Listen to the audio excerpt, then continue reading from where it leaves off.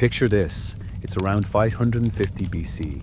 The ancient Near East is a patchwork of kingdoms, each one clawing for survival, for territory, for dominance. The Babylonians control Mesopotamia, heirs to millennia of civilization, but exhausted from centuries of conflict. The Medes rule the Iranian plateau, a confederation of tribes who've managed to organize themselves into something resembling a state. The Lydians dominate western Anatolia, so wealthy that their king's name, Croesus, will become synonymous with riches. Egypt sits along the Nile, ancient beyond measure, still powerful, but increasingly insular and vulnerable. And scattered across this landscape are dozens of smaller kingdoms, city-states, tribal confederations, all navigating the complex web of alliances, tributes, and threats that define existence in the Bronze Age world. And then there's Persia, a backwater, a collection of tribes in what is now southwestern Iran, vassals to the Medes, barely worth mentioning in the grand sweeper of Near Eastern politics. The Persians were nobody, farmers, herders, warriors when necessary, but not a people anyone expected to change history. They had no great cities, no impressive monuments, no reputation for military prowess or cultural sophistication. They were just there, occupying marginal land in the Zagros Mountains, paying tribute to their Median overlords, surviving. Except one of them, a young man named Cyrus, had different ideas, and within a single generation, this nobody people from nowhere would conquer an empire stretching from the Aegean Sea to the Indus River, from the steppes of Central Asia to the deserts of Egypt. They would create the largest empire the world had ever seen, an empire that would last for over 2 centuries and fundamentally reshape how humans organized themselves politically, how they thought about governance, tolerance, administration, and power.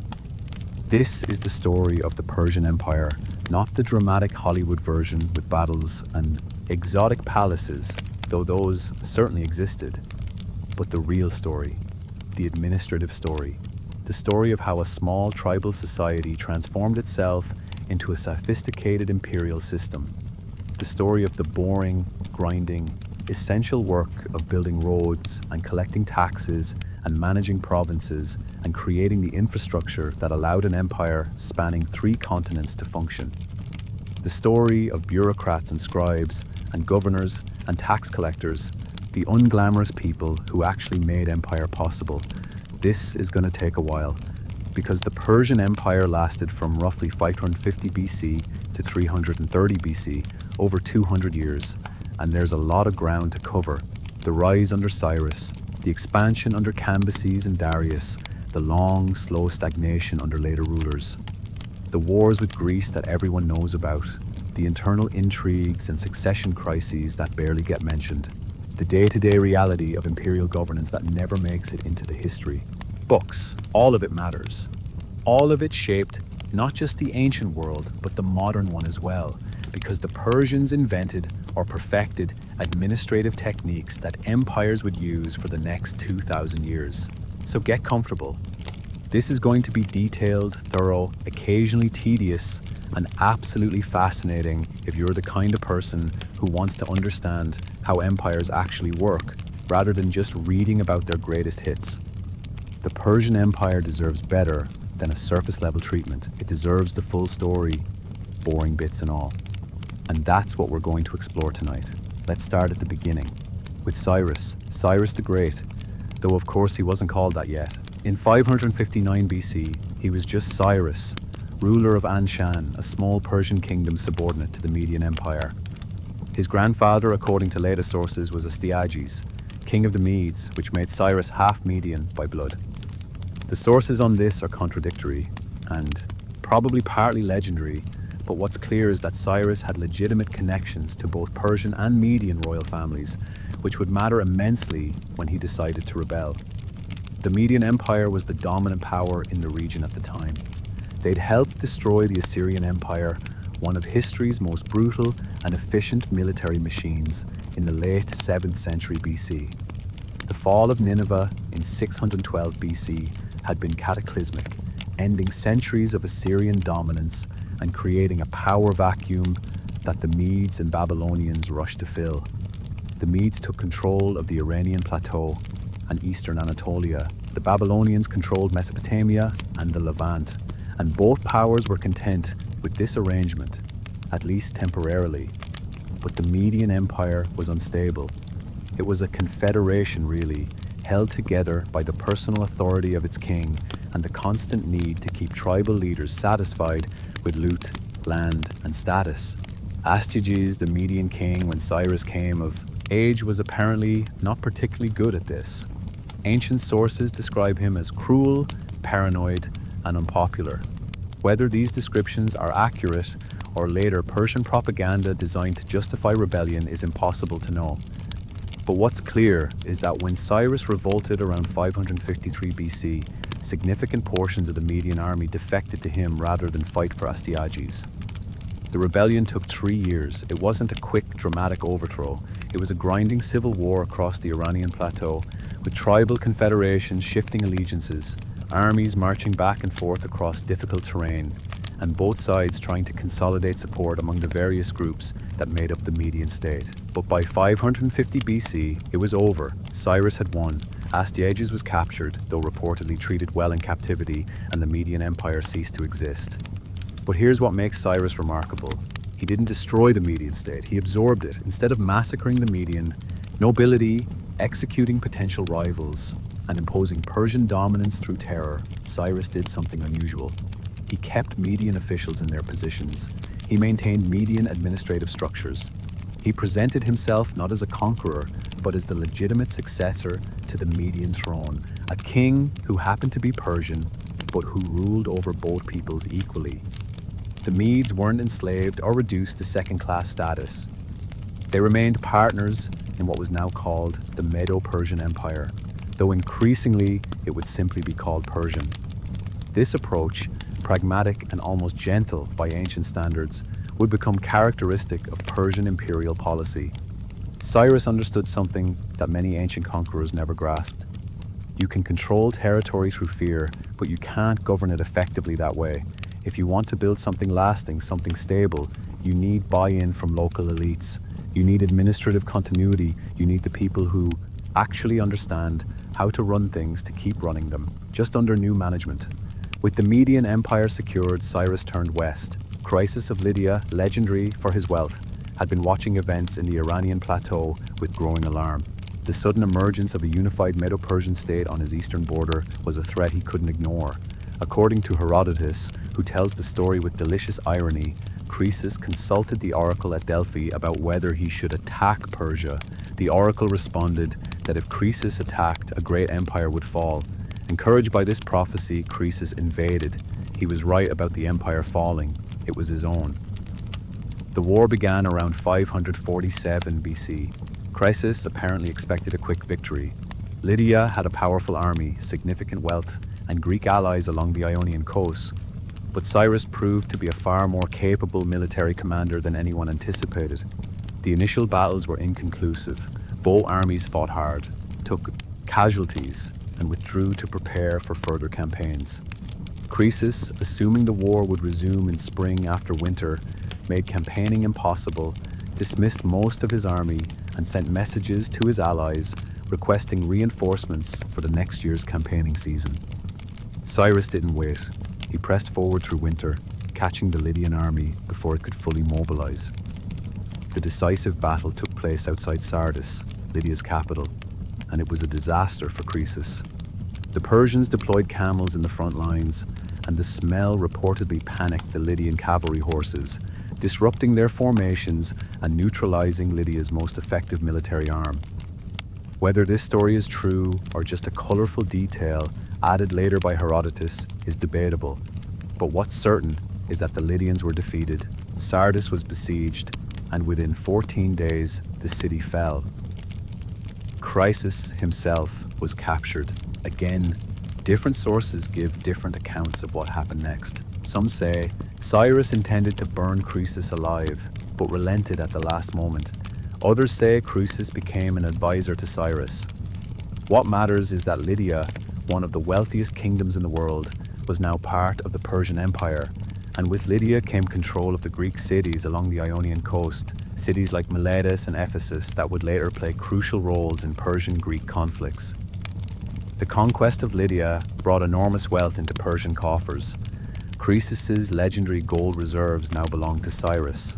But more importantly, it brought the Persians into direct contact with the Greek world. The Ionian Greeks had been paying tribute to Lydia. Now they paid tribute to Persia. This would have consequences that nobody at the time could have predicted.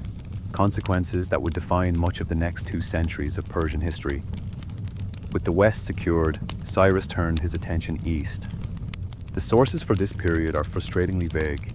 We know that Persian armies campaigned across Central Asia, conquering territories in what is now Afghanistan, Uzbekistan, and Turkmenistan.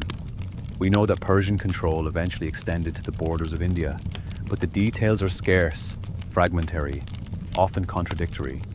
Ancient historians didn't care much about campaigns in distant, unfamiliar regions. They focused on conflicts with peoples they knew, like Greeks and Babylonians.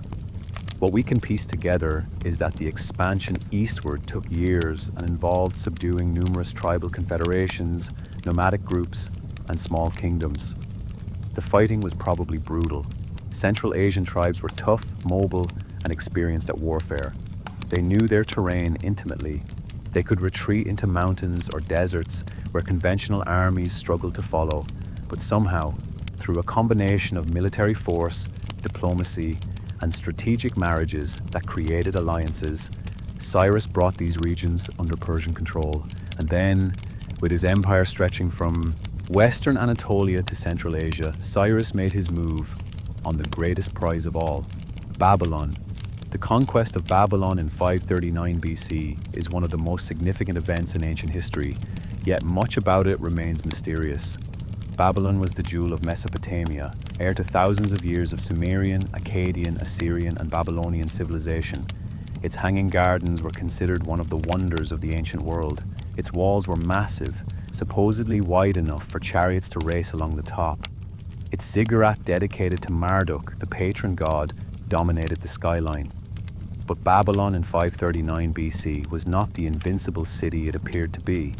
Nabonidus, the Babylonian king, was deeply unpopular. He defended the powerful priesthood of Marduk by promoting the moon god Sin instead, spending years away from Babylon in the Arabian desert pursuing his personal religious interests while leaving his son Belshazzar to govern. The Babylonian economy was struggling, the population was discontented, and when Persian armies approached, resistance crumbled surprisingly quickly. According to the Cyrus Cylinder, a clay document written in Akkadian and discovered in the 19th century, Cyrus presented himself as the liberator of Babylon, chosen by Marduk himself to restore proper religious observance. Whether Cyrus actually believed this, or whether it was simply effective propaganda, is unknowable. But the message worked. Babylon's gates opened. Cyrus entered the city without a major battle. Nabonidus was captured, and the greatest city in Mesopotamia submitted to Persian rule. Cyrus's treatment of Babylon set the pattern for how he would govern his empire. He didn't sack the city. He didn't destroy temples or massacre the population. Instead, he presented himself as the legitimate king of Babylon, the restorer of order, the protector of traditional religion. He ordered the repair of temples. He returned sacred objects that previous Babylonian kings had seized from other cities. And crucially, he issued a decree allowing exiled peoples, including the Jews who had been deported to Babylon decades earlier, to return to their homelands and rebuild their temples. This decree, mentioned in the Bible's Book of Ezra and confirmed by the Cyrus Cylinder, had profound historical consequences. The return of the Jews to Jerusalem and the rebuilding of the Second Temple would shape Judaism and eventually Christianity and Islam in ways that Cyrus couldn't possibly have foreseen. But from Cyrus's perspective, the policy was simply practical. Allowing exiled peoples to return and restore their traditional worship created loyal subjects who saw Persia as a liberator rather than an oppressor. It cost relatively little and generated enormous goodwill.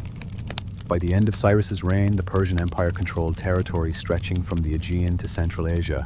It encompassed dozens of different peoples, languages, religions, and cultures. It was by far the largest empire the world had ever seen, and somehow, improbably, it functioned. Tribute flowed to the center. Roads connected distant provinces. trade flourished. The administrative machinery that Cyrus and his advisors developed, building on Median, Babylonian, and other existing systems, worked. But Cyrus himself didn't live to fully organize his empire. Around 530 BC, he was campaigning in Central Asia against nomadic tribes when he was killed in battle. The exact circumstances are unclear. Different sources give different accounts. Some say he was fighting the Te, a nomadic confederation, and was killed by their queen Tamiris in revenge for her son's death. Others give different details. What's certain is that Cyrus died in battle, not in his palace surrounded by advisors and family, but on some distant frontier against enemies whose names are barely remembered. His body was brought back to Pasargadae, the Persian capital he'd founded, and buried in a simple tomb that still stands today. The tomb is modest compared to the grandiose monuments other ancient rulers built for themselves. A stone chamber on a stepped platform, elegant but understated. It reflects something about Cyrus himself, or at least how he wanted to be remembered. Not as a god king like the Egyptian pharaohs, not as a divine monarch like Mesopotamian rulers, just a great king who'd built an empire and died serving it. Cyrus's son Cambyses inherited the throne in 530 BC.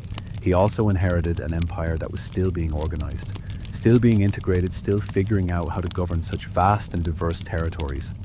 Cambyses is often portrayed negatively in ancient sources, described as cruel, impious, possibly insane. But these characterizations come mainly from Herodotus, who was writing decades later and relied on sources hostile to Cambyses. The truth is probably more complicated. What we know for certain is that Cambyses focused on one major project during his reign, the conquest of Egypt. Egypt was the last great independent power in the region, still wealthy, still culturally prestigious, still militarily capable. Bringing Egypt into the empire would complete Persian control of the entire Near East. So around 525 BC, Cambyses led a massive invasion force across the Sinai Desert and into Egypt. The Egyptian pharaoh, Psamtik III, had only recently come to the throne and was young and inexperienced. He assembled an army to meet the Persian invasion, and the two forces clashed at Pelusium, a fortress city guarding the approaches to the Nile Delta. The battle was apparently brutal. Both sides suffered heavy casualties. But the Persians prevailed. Psamtik retreated to Memphis, the ancient capital, where he attempted to organize further resistance. But within months, Memphis fell. Psamtik was captured and Egypt became a Persian province. Cambyses took the unusual step of having himself crowned pharaoh according to Egyptian traditions. He presented himself as the legitimate successor to Egypt's ancient line of kings, not a foreign conqueror. He claimed descent from Egyptian royal families through convoluted genealogies that were probably fabricated but served their political purpose. And he portrayed himself as the restorer of Maat, the cosmic order that Egyptian religion considered essential to the world's functioning. But Cambyses' reputation in Egypt was mixed. Egyptian sources, particularly those written by priests, describe him as impious and destructive. They claim he desecrated temples, killed sacred animals, and mocked Egyptian religion. Herodotus repeats these accusations, adding lurid details about Cambyses going mad and committing various atrocities. But these stories need to be taken with significant skepticism. They were written by people hostile to Persian rule, designed to delegitimize Cambyses and justify resistance to Persian authority. What probably happened is more mundane. Cambyses reduced the income and privileges of Egyptian temples, which had grown enormously wealthy and powerful. Egyptian priests, who controlled much of Egypt's economy and wielded significant political influence, resented these reductions. They portrayed Cambyses as an enemy of the gods, a sacrilegious monster who had violated Egypt's sacred traditions. But from Cambyses' perspective, he was simply bringing Egyptian temples under the same kind of administrative control that existed elsewhere in the empire. The priests weren't being persecuted, they were being made to pay taxes like everyone else. Cambyses apparently had ambitions for further expansion. According to Herodotus, he planned expeditions against Carthage in North Africa and the Ethiopians south of Egypt. But these campaigns, if they actually happened, were failures. An expedition sent south into Nubia supposedly got lost in the desert and was decimated by sandstorms and lack of supplies. Whether this actually occurred or whether it's another story designed to portray Cambyses as incompetent and cursed is impossible to determine. What we know for certain is that in 522 BC, while Cambyses was still in Egypt, news arrived that a rebellion had erupted in Persia. A man claiming to be Cambyses' brother Bardia, who Cambyses had supposedly secretly killed years earlier to eliminate a potential rival, had seized the throne. The rebel controlled the Persian heartland and was issuing decrees in Bardia's name. Cambyses immediately began the long march back to Persia to confront the usurper, but he never made it. He died in Syria either from an infected wound, suicide, or assassination, depending on which ancient source you believe. His death plunged the empire into crisis. The man claiming to be Bardia, whether he was actually Cambyses' brother or an impostor as later Persian sources insisted, ruled for several months. He apparently enacted reforms designed to win popular support, reducing taxes and granting exemptions from military service. But he was opposed by the Persian nobility, who either didn't believe he was the real Bardia or didn't want him on the throne regardless of his identity. The conspiracy against him was organized by 7 Persian nobles, including Darius, a member of a junior branch of the royal family. According to the Behistun inscription, a massive trilingual text carved into a cliff face by Darius to explain his actions, the man on the throne was an impostor, a Median priest named Gaumata, who had impersonated Bardia and usurped the throne. Whether this was true or convenient propaganda is one of history's great mysteries. But in 522 BC, the 7 conspirators stormed the palace, killed the man on the throne, and Darius emerged as the new king of Persia. Darius's accession was contested. Immediately, rebellions erupted across the empire. Babylon revolted twice. Elam rebelled, Media rebelled, Margiana rebelled. Egypt attempted to break free. Persian provinces from Central Asia to Anatolia rose up, apparently believing that Cambyses' death and the confused succession crisis meant the empire was collapsing. For over a year, Darius campaigned constantly, putting down rebellion after rebellion, defeating pretenders who claimed to be legitimate heirs, slowly reimposing order through a combination of military force and political maneuvering. The Behistun inscription describes these campaigns in detail, listing battles, sieges, captured rebels, and the punishments inflicted on those who had dared to challenge Darius's authority. It's propaganda, certainly, designed to present Darius as the legitimate king chosen by Ahura Mazda, the supreme god in Zoroastrian religion, to restore order to a world threatened by chaos and lies. But it's also a historical record of extraordinary value, one of the few detailed accounts we have of how Darius consolidated power. By 520 BC, the rebellions were crushed. Darius was firmly in control, and he began the work of reorganizing the empire, creating the administrative systems that would allow it to function effectively for the next 2 centuries. This is where the Persian Empire becomes really interesting, at least if you're interested in how empires actually work, rather than just dramatic battles and palace intrigue. Because Darius was, above all else, an administrator, a bureaucrat, a man who understood that empires aren't held together by charisma or military force alone, but by roads, taxes, standardized weights and measures, clear laws, competent officials, and functioning communication systems. Darius divided the empire into provinces called satrapies. The exact number varied over time, but there were roughly 20 to 30 major satrapies, each one governing a large region. Each satrapy was headed by a satrap, a governor appointed by the king who held enormous power within his province. The satrap collected taxes, maintained order, commanded local military forces, administered justice, and represented the king. Essentially, the satrap was a regional monarch, ruling his province with near absolute authority. This could have been a recipe for disaster. Powerful provincial governors with their own armies and tax bases could easily become independent, especially in distant regions where the king's direct authority was weak. And indeed, satrap rebellions were a recurring problem throughout Persian history. But Darius built in checks and balances to limit satrapal power and prevent, or at least delay, the inevitable drift toward independence. First, the satrap shared power with other officials. Each province had a military commander who controlled the regular army units stationed there. This commander reported directly to the king, not to the satrap, creating a parallel chain of command. If the satrap tried to rebel, the military commander could oppose him, or at least report the rebellion to the king before it got out of hand. Similarly, each province had a royal secretary, also appointed by the king, who kept separate records and sent regular reports to the center. These officials formed a system of mutual surveillance, each watching the others, each able to report problems or suspected disloyalty. Second, Darius established a network of royal inspectors called the King's Eyes and the King's Ears. These officials traveled throughout the empire, inspecting provinces without warning, auditing accounts, interviewing local officials and subjects, looking for corruption, inefficiency, or disloyalty. They reported directly to the king, and their reports were taken seriously. A bad report from a royal inspector could end a satrap's career, or his life. Third, Darius standardized taxation. Previously, tribute from provinces had been irregular, negotiated individually, often arbitrary. Darius established fixed tax assessments for each province based on agricultural productivity, trade, and other economic factors. This made the system more predictable, easier to administer, and harder for local officials to manipulate.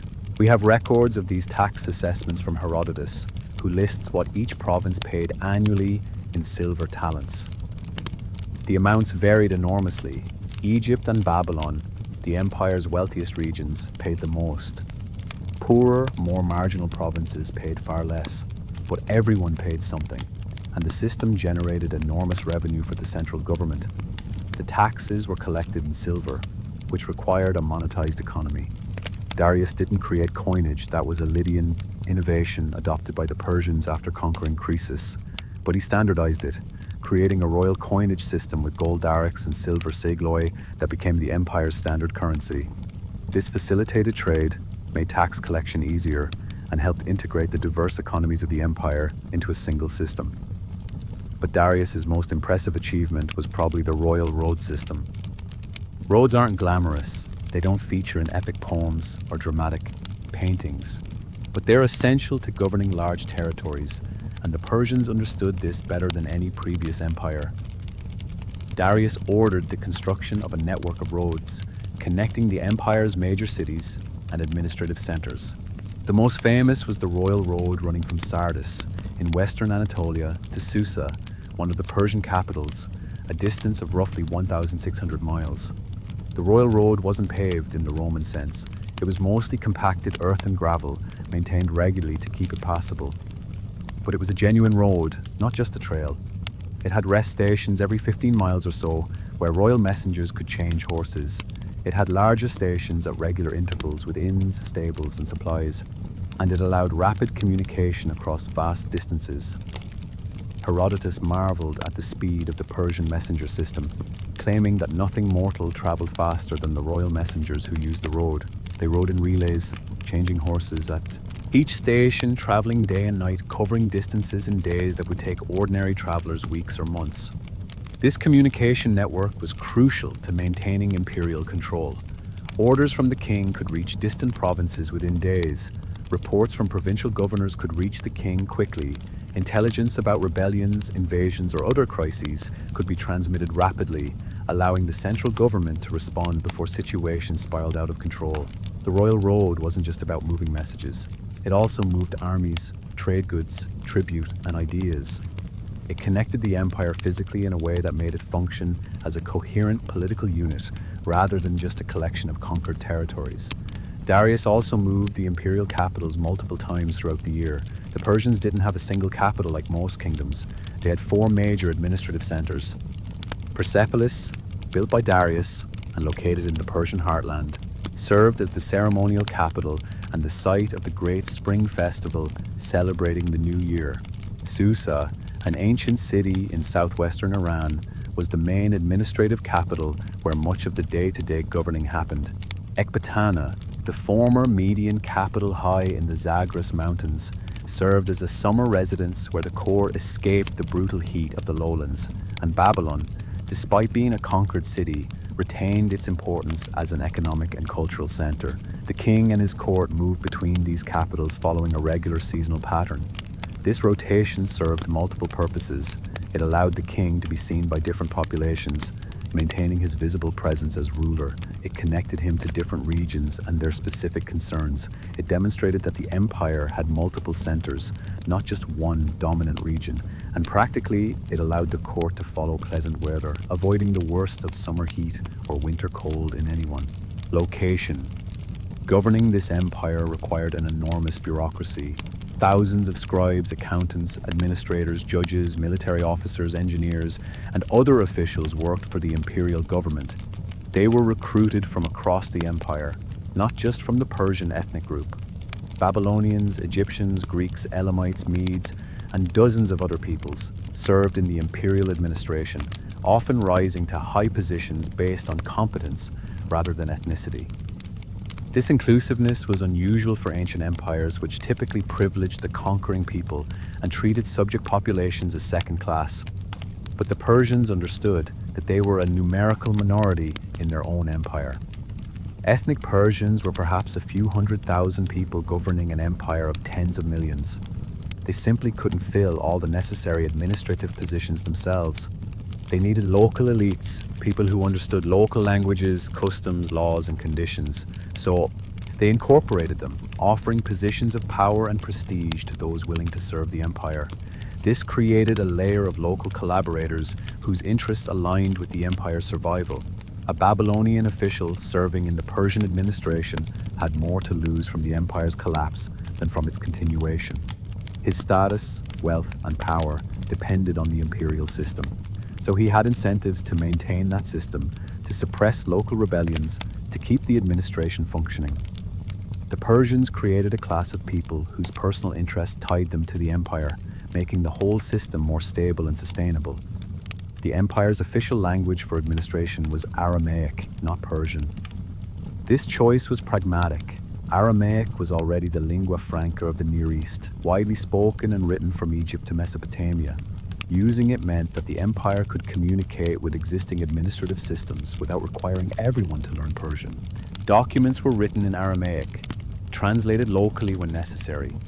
This linguistic flexibility made the empire easier to govern and less alien to its diverse subjects. But the Persians also maintained their own cultural identity. Persian nobles spoke Persian among themselves. Persian customs governed court life. The king and his immediate entourage remained distinctly Persian, maintaining traditions, dress, and practices that set them apart from their subjects.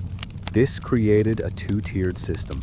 At the top, a Persian ruling class that maintained its ethnic identity and monopolized the highest positions of power. Below that, a diverse bureaucracy of capable administrators from many peoples working to keep the system functioning. The religious policy Darius established was relatively tolerant by ancient standards. The king presented himself as chosen by Ahura Mazda, the supreme deity in Zoroastrianism, the religion of the Persian elite. But he didn't impose Zoroastrianism on conquered peoples. They were allowed, even encouraged, to maintain their traditional religions and continue worshipping their gods. The empire supported temples, funded religious festivals, and portrayed the king as the protector of all legitimate religious traditions. This wasn't pure altruism or enlightened tolerance. It was practical. Forcing religious conversion would have provoked endless resistance and rebellion. Allowing people to maintain their traditional worship cost nothing and generated goodwill. And from the Persian perspective, local gods were simply different manifestations or servants of Ahura Mazda, the supreme divine power. There was no theological contradiction in supporting temples to Marduk in Babylon or Ra in Egypt while personally worshipping Ahura Mazda. The exception, apparently, was if local religious practices actively opposed Persian rule or threatened imperial stability. Then the king would intervene, suppressing dangerous cults or removing troublesome priests. But this was political, not religious. The empire tolerated diversity as long as it didn't threaten order. By the end of Darius's reign, around 486 BC, the Persian Empire had reached its greatest territorial extent and had developed the administrative machinery that would sustain it for 2 more centuries. It controlled roughly 5.5 million square kilometers of territory, from the Indus River to Libya, from the Aral Sea to the Indian Ocean. It governed perhaps 50 million people, though population estimates for this period are extremely uncertain. It was, without question, the world's first superpower, militarily dominant, economically wealthy, administratively sophisticated, and culturally diverse. But even at its height, problems were visible for those paying attention. The empire's size made it difficult to control. Communication, even with the royal road system, was slow by modern standards. It took weeks for messages to travel from one end of the empire to the other. This meant that provincial governors had enormous autonomy simply because they couldn't be closely supervised. They made decisions, responded to crises, enacted policies, all with minimal oversight from the center. And while most governors remained loyal most of the time, the temptation to establish independence was always present. The succession system was also problematic. Persian kings practiced polygamy, maintaining large harems and fathering numerous children. This created complex, bitter succession disputes whenever a king died. There was no clear rule about which son inherited. The eldest, the most capable, the one with the most powerful mother, the one who commanded military support. All of these factors mattered, and none was decisive. So succession often involved intrigue, assassination, civil war, or some combination of all three. Darius himself had designated his son Xerxes as his successor, and the transition was relatively smooth when Darius died in 486 BC. But Xerxes inherited an empire facing challenges. Egypt had rebelled shortly before Darius's death, requiring military reconquest. Babylon rebelled twice during Xerxes' early reign, and the king responded more harshly than his predecessors, apparently destroying parts of the city and melting down the golden statue of Marduk, the act of a conqueror rather than a legitimate Babylonian king. And most significantly, the Greek city-states, which had been restive subjects along the empire's western fringe, were about to become a major problem. The Persian Wars with Greece are probably the most famous events in Persian history, at least in the Western historical tradition. They've been told and retold countless times, from Herodotus' original account to modern novels and films. The Spartans at Thermopylae, the Athenian victory at Marathon, the naval battle at Salamis. These stories are embedded in Western culture as foundational myths about freedom triumphing over tyranny, democracy defeating despotism, the West resisting the East. But from the Persian perspective, the Greek wars were a minor frontier conflict that got out of hand. They were certainly frustrating and embarrassing, but they weren't existential threats to the empire. Greece was a small, poor, politically fractured region on the empire's western edge. It produced basically nothing of value except wine and olive oil. Its population was tiny compared to the empire's millions. Its military forces, while effective, were minuscule compared to the armies Persia could field. Greece mattered symbolically, but strategically it was almost irrelevant. The conflict began with the Ionian Revolt in 499 BC. The Greek cities along the coast of Anatolia, which had been Persian subjects since Cyrus conquered Lydia, rebelled against Persian rule. The reasons were complicated, involving local political disputes, resentment of Persian-appointed tyrants, and possibly encouragement from mainland Greek cities. Athens and Eretria sent limited support to the rebels, a decision they would come to regret. The revolt was initially successful. The rebels burned Sardis, a major Persian administrative center, in 498 BC. But the Persians responded with overwhelming force. One by one, the rebel cities were besieged and captured. By 493 BC, the revolt was crushed. The Persian navy destroyed the rebel fleet at the Battle of Lad, and Miletus, the revolt's leader, was sacked. The rebellion was over, and Persian control of Ionia was restored. But Darius hadn't forgotten that Athens and Eretria had supported the rebels. In 490 BC, he sent a punitive expedition across the Aegean to punish these cities and warn other Greeks not to interfere in Persian affairs. The expedition captured Eretria easily, enslaving its population. Then it landed at Marathon, a plain near Athens, expecting a quick victory over the Athenian army. What happened instead was one of history's most famous upsets. The Athenians, outnumbered but fighting for their homes, managed to defeat the Persian force, reportedly killing 6,400 Persians while losing only 192 themselves. These casualty figures coming from Greek sources are probably exaggerated, but the battle was unquestionably a Persian defeat, and the expedition withdrew without accomplishing its main objective of punishing Athens. Marathon was militarily insignificant for Persia. A single lost battle on a distant frontier wasn't going to threaten the empire, but symbolically it was damaging. It proved that Persians could be beaten. It emboldened Greek resistance, and it required a response because allowing such a defeat to go unpunished would encourage further defiance. Darius began preparing a much larger invasion of Greece, but he died in 486 BC before it could be launched. His son Xerxes inherited both the throne and the unfinished business with Greece. Xerxes spent years preparing for the invasion, amassing a massive army, a navy, building supply depots, even constructing a bridge of boats across the Hellespont to allow his army to cross from Asia into Europe. The invasion launched in 480 BC.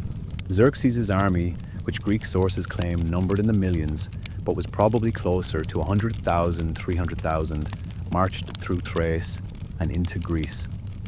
Most Greek city-states submitted without fighting, calculating that resistance was futile. But Sparta and Athens organized a coalition to resist, and at Thermopylae, a narrow pass in central Greece, they made their famous stand. The Battle of Thermopylae has become legendary, the story of 300 Spartans and their Greek allies holding off the Persian army for 3 days before being betrayed and annihilated. It's a great story. It's also probably significantly exaggerated. The Greek force at Thermopylae was larger than 300, closer to 7,000, and they held the pass for 3 days, not through supernatural prowess, but because the terrain favored defense. When a local Greek showed the Persians a mountain path that allowed them to flank the position, the defensive line collapsed. Most of the Greek force retreated. The Spartans and some allies stayed to cover the retreat and died fighting. Xerxes continued south, burning Athens after the city was evacuated.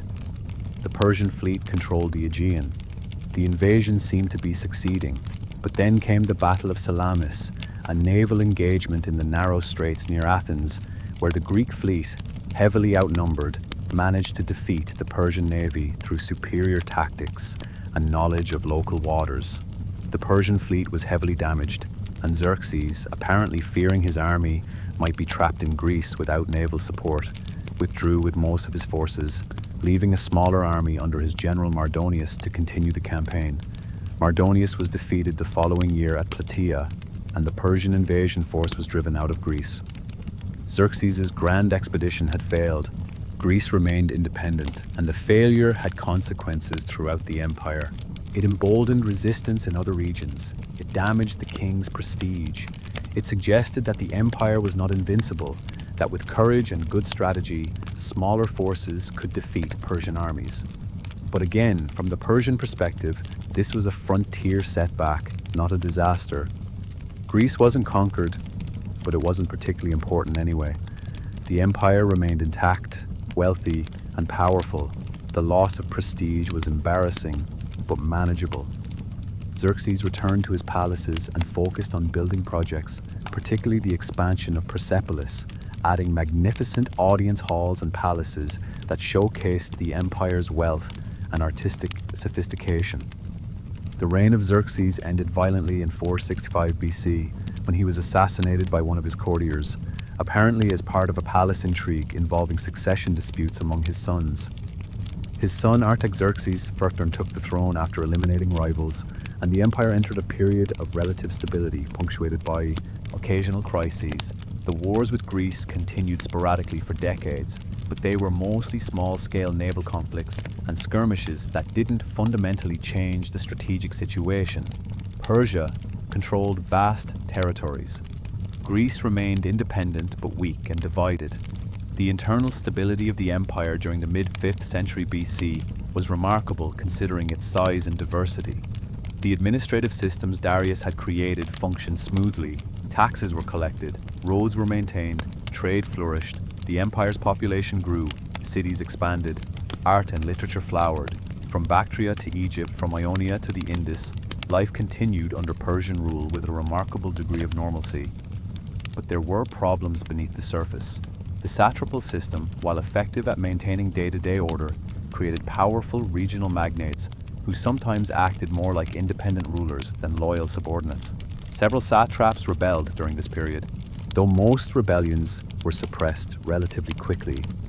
The succession struggles that plagued the royal family consumed enormous energy and resources, and the treasury, while still enormous by ancient standards, was being drained by constant military campaigns, lavish building projects, and the need to pay subsidies to allies and bribe potential enemies. The reign of Artaxerxes lasted until 424 BC, and it was followed by one of those succession crises that periodically destabilized the empire. Multiple sons claimed the throne, civil war erupted. For several years, the empire teetered on the edge of fracturing as different regions backed different claimants. But eventually, Darius II emerged victorious and order was restored. The empire had survived another succession crisis, but the pattern was concerning. Each disputed succession weakened the central government, encouraged provincial independence, and consumed resources that could have been used for other purposes. The 4th century BC saw the Persian Empire gradually declining, not through dramatic collapses or catastrophic defeats, but through slow erosion of central authority and growing internal dysfunction. The satrapies became increasingly independent.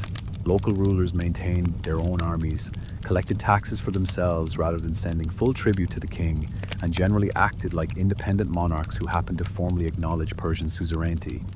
The empire was becoming a loose confederation rather than a tightly controlled hierarchy. Egypt rebelled in 404 BC and remained independent for decades despite repeated Persian attempts to reconquer it. The failure to retake Egypt was humiliating and demonstrated the limits of Persian power. Local dynasties ruled Egypt, sometimes receiving support from Greek city-states happy to weaken their old enemy. The Persian inability to reconquer Egypt suggested that the empire's military effectiveness had declined, that the administrative and military systems that had allowed previous kings to project power across vast distances were no longer functioning as effectively. Meanwhile, Greece remained a persistent irritant. The Greek city-states fought each other constantly in the Peloponnesian War and subsequent conflicts, but they could occasionally unite when threatened by Persia, and increasingly Greek mercenaries were becoming a major military force throughout the Near East. Persian satraps hired them, rebels hired them, even the king hired them. Greek hoplites, heavily armed infantry fighting in disciplined formations, were considered the best infantry available, and they were willing to fight for anyone who paid. This created a strange situation where Greek military expertise became essential to Persian power, even as Greece itself remained politically opposed to Persia. The king's armies increasingly relied on Greek mercenaries. The satraps maintained Greek advisors. Greek became a lingua franca for military affairs, even as Aramaic remained the language of administration. The empire was becoming dependent on the very people who had successfully resisted conquest. The reign of Artaxerxes Tseku from 404 to 358 BC exemplified the empire's problems. His reign began with a major rebellion by his younger brother Cyrus, who hired an army of Greek mercenaries and marched on Babylon to seize the throne. The rebellion was defeated at the Battle of Cunaxa in 401 BC, where Cyrus was killed. But the Greek mercenaries, stranded deep in Mesopotamia with no employer, fought their way back to Greece through Persian territory, demonstrating both the effectiveness of Greek military tactics and the inability of Persian forces to stop them. This expedition, famously recounted in Xenophon's Anabasis, became propaganda for Greek superiority and Persian weakness. It suggested that even a relatively small Greek force could march through the heart of the empire with impunity, that Persian armies were ineffective against disciplined infantry, that the empire was vulnerable to anyone with sufficient courage and skill. These perceptions, accurate or not, would have consequences. Artaxerxes II also faced the Great Satraps Revolt in the 360s BC, when several satraps in western Anatolia rebelled simultaneously. apparently coordinating their actions to maximize the challenge to royal authority. The revolt was serious enough that it threatened to break off a large chunk of the empire. But the rebels couldn't maintain unity, and the king managed to suppress the revolt through a combination of military force and diplomacy, offering pardons to some rebels, executing others, and generally reasserting control. But the fact that such a revolt could happen at all demonstrated the weakness of central authority. The empire limped forward into the mid-4th century, still vast, still wealthy, still superficially impressive, but increasingly hollow. The administrative machinery that had made it function effectively was decaying, communication slowed, tax collection became irregular, military forces were increasingly mercenary rather than loyal royal troops. The king's ability to enforce his will in distant provinces weakened. Local strongmen accumulated power, and the cultural unity that Persian kings had fostered, the sense of participating in a common enterprise, frayed. Meanwhile, on the empire's northwestern frontier, something dangerous was emerging. The kingdom of Macedon, a semi-barbarous state on the edge of the Greek world, was transforming itself into a military powerhouse under King Philip II. Philip created a professional army trained to fight in a massive formation called the phalanx, using long spears and tight discipline to create an infantry force that could dominate any battlefield. He combined this infantry with cavalry, siege engines, and logistics that allowed sustained campaigns, and he unified the Greek city-states, mostly by force, under Macedonian leadership. Philip was assassinated in 336 BC before he could launch his planned invasion of Persia. But his son Alexander inherited the army, the ambition, and the opportunity. Alexander III, known to history as Alexander the Great, crossed into Asia in 334 BC with about 35,000 troops, a small force by Persian standards, but superbly trained, well-equipped, and commanded by one of history's most brilliant military leaders. What happened over the next decade is well documented, perhaps over-documented, since Alexander's conquest became the stuff of legend almost immediately. He defeated Persian armies at the Granicus River, Issus, and Gaugamela. He captured the great cities, Sardis, Ephesus, Damascus, Babylon, Susa, Persepolis, Ecbatana. He burned Persepolis, either deliberately or accidentally, during a drunken party, depending on which ancient source you believe. He pursued Darius III, the last Persian king, across the empire until Darius was assassinated by his own nobles. And by 330 BC, the Persian Empire, which had lasted over 200 years and at its height controlled much of the known world, simply ceased to exist. The reasons for the collapse were complex and are still debated by historians. Alexander's military genius was certainly a factor. His army was exceptional, combining tactical flexibility, technological advantages, and morale that came from constant victory. But the Persian Empire's internal weaknesses were equally important. The satrapies were semi-independent and didn't provide effective mutual support. The royal army was poorly led and relied too heavily on unreliable mercenaries. The king's authority had eroded to the point where he couldn't mobilize the empire's full resources, and perhaps most significantly, many of the empire's subjects were indifferent to its survival, seeing little difference between Persian and Macedonian rule. The final irony is that Alexander, after conquering the Persian Empire, adopted many of its administrative systems. He kept the satrapal structure, appointing new governors but maintaining the basic administrative framework. He adopted Persian court ceremonies and customs, to the horror of his Macedonian companions, who considered such things degrading. He married Persian noblewomen and encouraged his officers to do the same, trying to create a mixed Greco-Persian elite. He even began wearing Persian-style clothing and presenting himself as the legitimate successor to the Persian kings, rather than simply a conqueror. In other words, the Persian Empire didn't really end in 330 BC, it transformed. The Persian administrative model, the idea of a vast multi-ethnic empire governed through a hierarchy of appointed officials and maintained through standardized taxation, roads, and communication systems, continued under Alexander and his successors. The Hellenistic kingdoms that emerged after Alexander's death in 323 BC the Seleucid Empire in particular, were essentially Persian empires governed by Greek-speaking elites. They maintained Persian administrative practices, governed through satrapies, collected taxes using Persian methods, and presented their kings as successors to both Alexander and the Persian monarchs. Even the Roman Empire, centuries later, borrowed from the Persian model.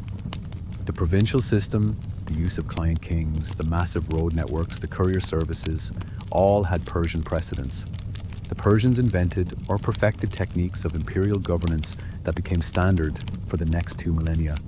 But the actual Persian Empire, the political entity ruled by the Achaemenid dynasty from Cyrus to Darius III, ended in 330 BC, and with it ended something significant. The Persian Empire had been, for all its flaws and problems, relatively tolerant and administratively sophisticated. It had allowed subject peoples to maintain their cultures, religions, and traditions. It had created prosperity through trade and relative peace. It had developed administrative technologies that made governing vast territories possible. And it had demonstrated that empires didn't have to be purely exploitative, that there could be benefits to imperial rule beyond just extraction of tribute. Whether those benefits outweighed the costs is a question every generation has to answer for itself. From the perspective of a Greek merchant in Ionia, Persian rule probably meant security, access to markets, and general prosperity, offset by taxation and occasional interference from Persian officials.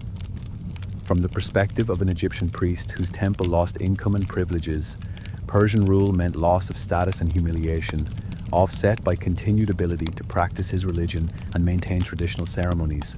From the perspective of a Babylonian scribe working in the imperial administration, Persian rule meant career opportunities and participation in a cosmopolitan system, offset by being ruled by foreigners.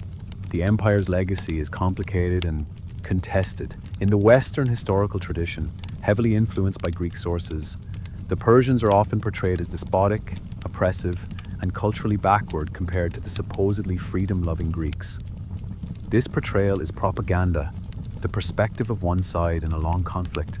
Persian sources, when they exist, present a very different picture of a sophisticated, tolerant empire that brought order and prosperity to a chaotic world. The truth, as always, is more complicated than either propaganda version. The Persian Empire was a vast administrative machine that functioned reasonably well for over 2 centuries. It wasn't particularly oppressive by ancient standards, though it was certainly not a democracy or anything resembling a modern liberal state.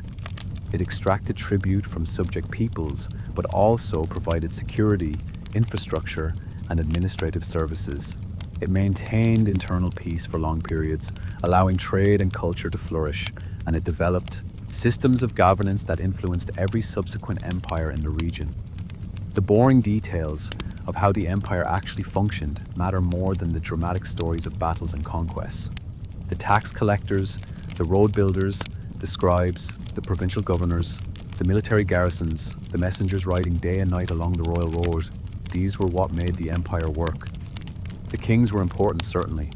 Cyrus's vision and Darius's administrative genius created the framework, but the empire endured because thousands of officials, most of them now nameless, did their jobs competently day after day, year after year, collecting taxes, maintaining roads, adjudicating disputes, keeping records, and generally making civilization possible.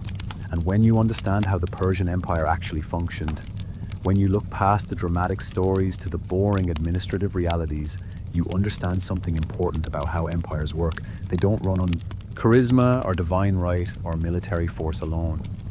They run on paperwork, infrastructure, standardized procedures, competent bureaucrats, and the 1,000 mundane tasks that keep complex systems functioning. The Persians understood this. They built an empire that lasted because they built it to last, creating systems that could survive weak kings, military defeats, rebellions, and succession crises. The Persian Empire fell eventually, as all empires do, but it lasted longer than most, and the systems it created, the administrative techniques it developed, the model of governance it exemplified, these continued long after the empire itself disappeared.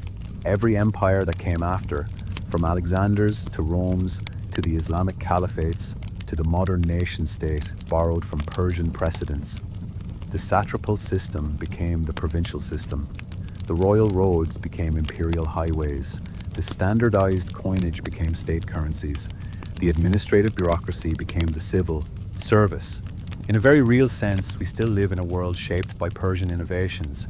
The idea that vast territories can be governed through appointed officials and standardized procedures, that diverse peoples can coexist under a single government, that infrastructure and communication systems can unite distant regions. These are fundamentally Persian ideas. They were implemented and refined by later empires, but the Persians developed them first. So when we think about the Persian Empire, we should think not just about the dramatic moments, the fall of Babylon, the wars with Greece, the burning of Persepolis, but about the long, quiet centuries of effective governance, about the tax collectors who made sure tribute arrived on time, about the road crews who maintained the royal road, about the scribes who kept meticulous records, about the judges who settled disputes fairly, about the garrison commanders who maintained order without excessive brutality, about the messengers who rode through dust storms and winter snows to deliver important news. These people doing boring, essential work built an empire that changed history. They created a system that worked, that brought prosperity to millions, that maintained peace across thousands of miles, that allowed cultures to flourish and trade to flow. And then they went home, ate dinner with their families, slept, and woke up the next morning to do it all again. That's the real story of the Persian Empire. Not the battles and palaces, though those existed, but the grinding, daily work of governance, the boring history that made everything else possible, the administrative achievement that allowed a small tribe of Persian nomads to rule the world's first superpower for over 2 centuries, the foundation upon which all subsequent empires were built. And if you've made it this far, if you're still here after all this detail about tax collection and road maintenance and administrative procedures, then congratulations. You've endured the Persian Empire in all its boring, fascinating, essential complexity. You understand that history isn't just about dramatic moments, but about the long periods between them when people simply did their jobs, maintained systems, and kept civilization functioning. That's the history worth knowing. The boring parts, the parts that actually mattered, the parts that changed the world not through violence or drama, but through competence, patience, and relentless attention to detail. Sleep well.